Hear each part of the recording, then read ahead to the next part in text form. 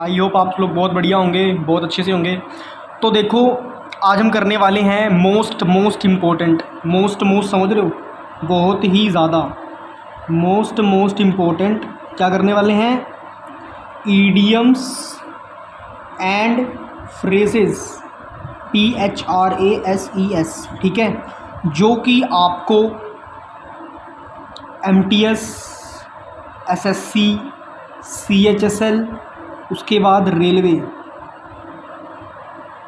ठीक है, और उसके बाद CPO और CGL तक आए हुए, CGL तक में आए हुए हैं। CGL का मतलब समझते हो?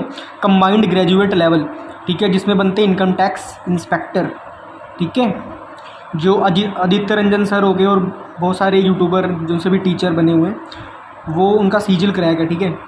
तो समझो मेरी बात, आपको मैं करवाने वाला हूँ जो ये ईडियम्स एंड फ्रेजेस हैं। ये आज हमारी लेक्चर 3 है, ठीक है।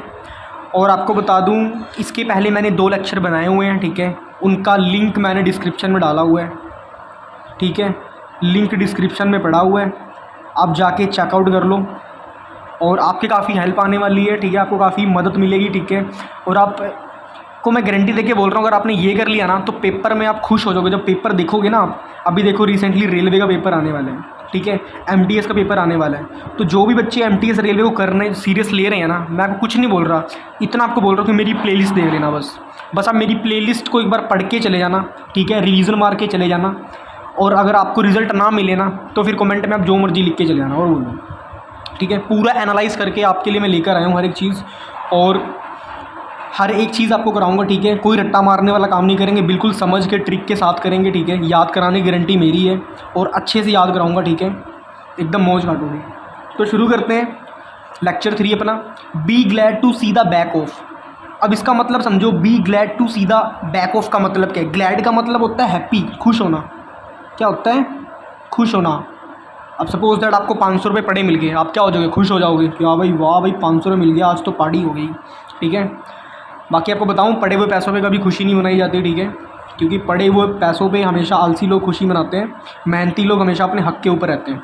तो देखो, be glad to see the back of का मतलब क्या है? Be happy when a person leaves you, ठीक है। फॉर एग्ज़ाम्पल, कोई एक आपका दोस्त है, ठीक है, वो आपको हमेशा तंग कर रहा है, मतलब ही दोस्त है, आपको हमेशा तंग कर रहा है, कह रहा है यार ये ले आ, यार वो ले आ, मेरा ये काम कर दे।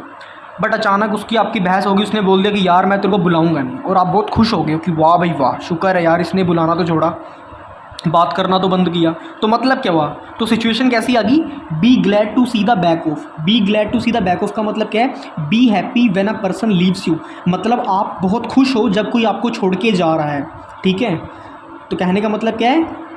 आप बहुत खुश हो जब कोई पर्सन आपको छोड़ के जा रहा है। 1 मिनट पहले थोड़ा सा ना कैमरा सही कर लेते हैं, अब सही हो गया, ठीक है। तो उसे बोलेंगे be glad to see the back of. इतना क्लियर हो गया सभी को? Be glad to see the back of का मतलब क्या है? इसका मतलब है कि कोई इंसान अगर आपको छोड़ के जा रहा है और आप बहुत खुश हो, मतलब be happy when a person leaves you. इतना क्लियर हो गया? आगे देखो, go back to the drawing board.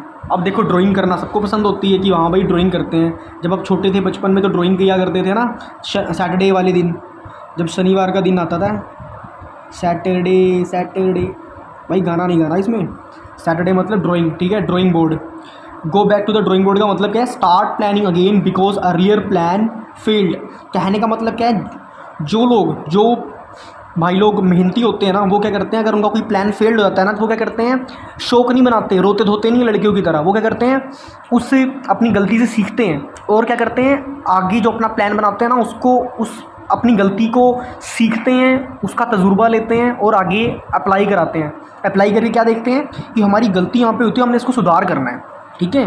तो वो लोग होते हैं go back to the drawing board. वो कहाँ जाते हैं? Go back to the drawing board में जाते हैं। और ड्राइंग बोर्ड में जाके करते क्या हैं? अपनी गलतियों से सीखते हैं ड्राइंग बोर्ड में जाके, ठीक है। अब देखो, go back to the drawing board का मतलब क्या है?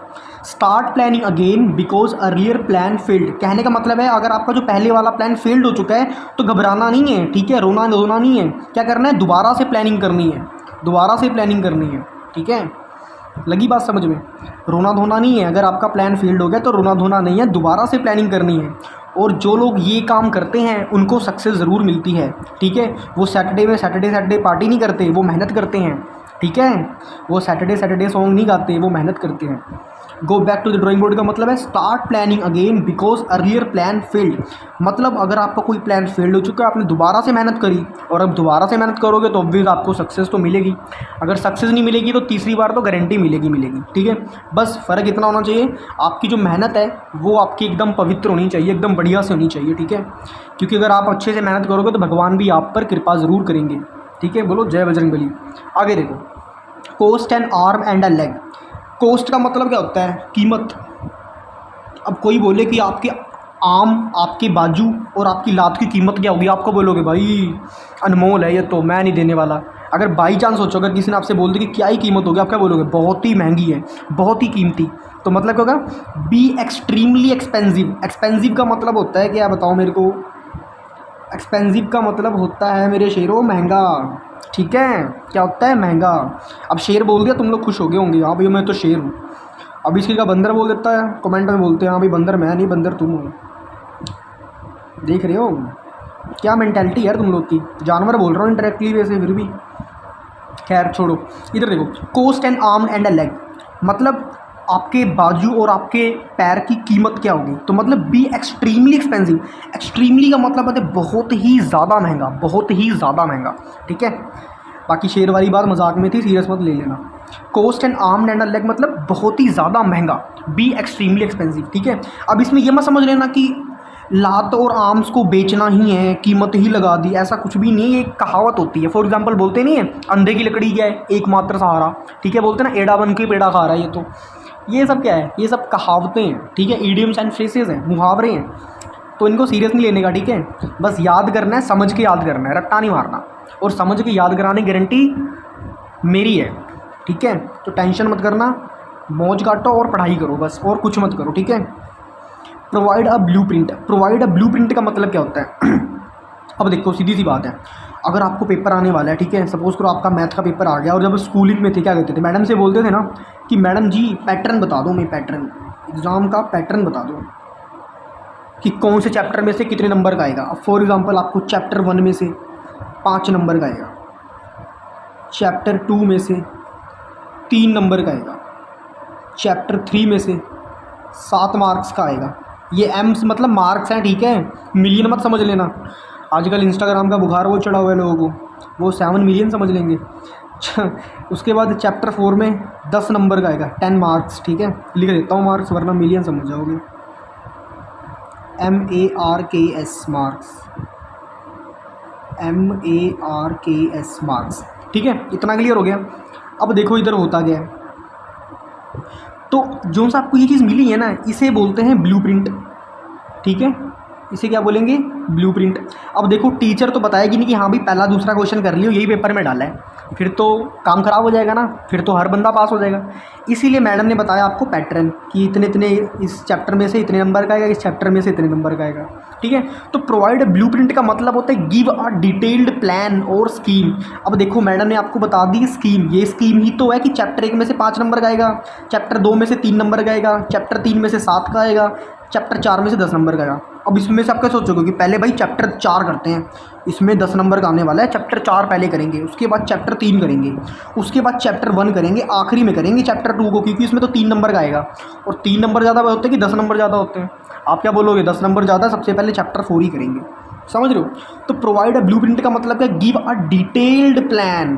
आपको डिटेल में कुछ मिल रहा है, ये आपको डिटेल में ही तो मिल गया, डिटेल में तो मिल गया। आपका टीचर का तुम्हारा वो करेगी, क्वेश्चन पेपर सोल्व करके देगी तुम्हें, ऐसा थोड़ी करेगी, पेपर थोड़ी करेगी टीचर तुम्हारा। उसने ब्लूप्रिंट दे दिया, अब पढ़ना ना पढ़ना तुम्हारी मर्जी है। Same cheese, give a detailed plan और स्कीम। ठीक है, प्लान और स्कीम का मतलब एक ही होता है, टेंशन नहीं करना कि स्कीम आ गया, स्कीम की स्पेलिंग नहीं याद हुई हमें तो ऐसा वैसा, कुछ भी नहीं। गिव अ डिटेल्ड प्लान, इतना भी याद कर सकते हो चलेगा। ठीक है, बस आपको समझ आना चाहिए प्रोवाइड अ ब्लूप्रिंट का मतलब क्या है। कोई आपको बहुत ही डिटेल में कोई चीज़ दे रहा है, बस ख़त्म। प्रोवाइड अ ब्लूप्रिंट का मतलब कोई भी आपको डिटेल में कोई चीज़ दे रहा है, बस ख़त्म, इतना ही। ठीक है, अब देखो बेटा, मैं वीडियो ज़्यादा लंबी करना नहीं चाहता। ठीक है, ये चीज़ें हो चुकी हैं, एक बार हम फटाफट रिवीजन से मारते हैं। ठीक है, फिर उसके बाद हम वीडियो को पॉज कर देंगे। Be glad to see the back of. Be glad to see the back of का मतलब क्या है? कोई आपको छोड़ के जा रहा है और आप बहुत खुश हो। ठीक है, be happy when a person leaves you. ठीक है, आगे देखो, go back to the drawing board. ठीक है, आप ड्राइंग बोर्ड में करने क्या जा रहे हो, आप ड्राइंग बोर्ड में क्या करने जा रहे हो, start planning again because earlier plan failed. आप दोबारा प्लानिंग करने जा रहे हो, क्यों? क्योंकि तुम्हारा पहले वाला प्लान फेल्ड हो चुका है। इट मीन्स तुम क्या हो, तुम बहुत ही ज़्यादा बहादुर हो, बहुत ही ब्रेव हो, बहुत ही हिम्मत वाले हो। क्यों? क्योंकि तुमने हार नहीं मानी, ठीक है। और हार के जीतने वाले को क्या बोलते हैं? बाजीगर। शाहरुख खान की मूवी देखा करो। Cost and arm and a leg. Cost and arm and का मतलब क्या है? Cost and arm and a leg का मतलब क्या है कि आपके बाजू और आपकी लातों की कीमत तो क्या होगी भाई? बहुत ही एक्सपेंसिव होगी। बी एक्सट्रीमली एक्सपेंसिव, बहुत ही ज़्यादा महंगी, ठीक है। बी एक्सट्रीमली एक्सपेंसिव, ठीक है, ये तो भूलना नहीं मत, ठीक है। ये तो मोस्ट इंपॉर्टेंट आपको बता दूं कि ये 4 बार रिपीट हुआ है, 4 टाइम्स रिपीटेड है ये cost and arm and a leg 4 times repeated है भाई। तो हल्के में तो लेना मत, वरना पतन निश्चित हो जाएगा और उसके बाद फिर बैठ के तुम लोग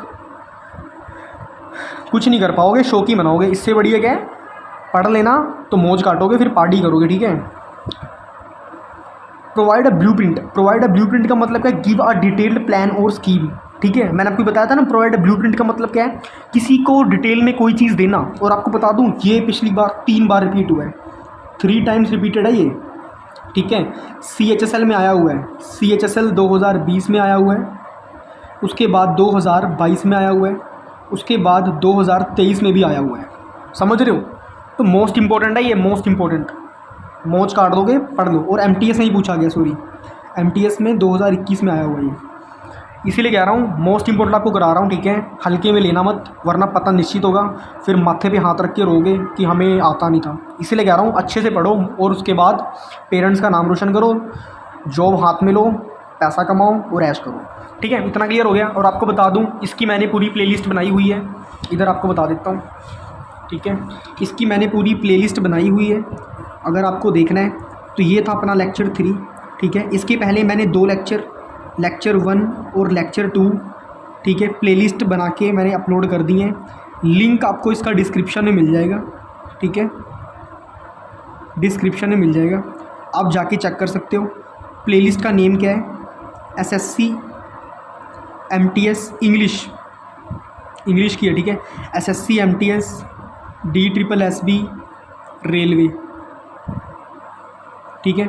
most important idioms and phrases करवा रहा हूँ, ठीक है। हल्के में लेना मत, वरना पतन निश्चित हो जाएगा, फिर मुझे मत बोलना। इसीलिए जो मैं करवा रहा हूँ, इसे आप एक बार अच्छे से देख लोगे और एक बार अगर आपने पढ़ लिया ना, आप नहीं भूलते।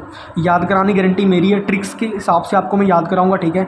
और ऐसी ट्रिक्स आपको दूंगा ना मैं कि आप भूलोगे नहीं, ठीक है। तो वीडियो करते हैं बंद, ज़्यादा लंबी वीडियो मैं करना चाहता नहीं हूँ, ठीक है। और आप सभी को जय श्री राम। ऐसे ही पढ़ते रहो और पेरेंट्स का नाम रोशन करते रहो।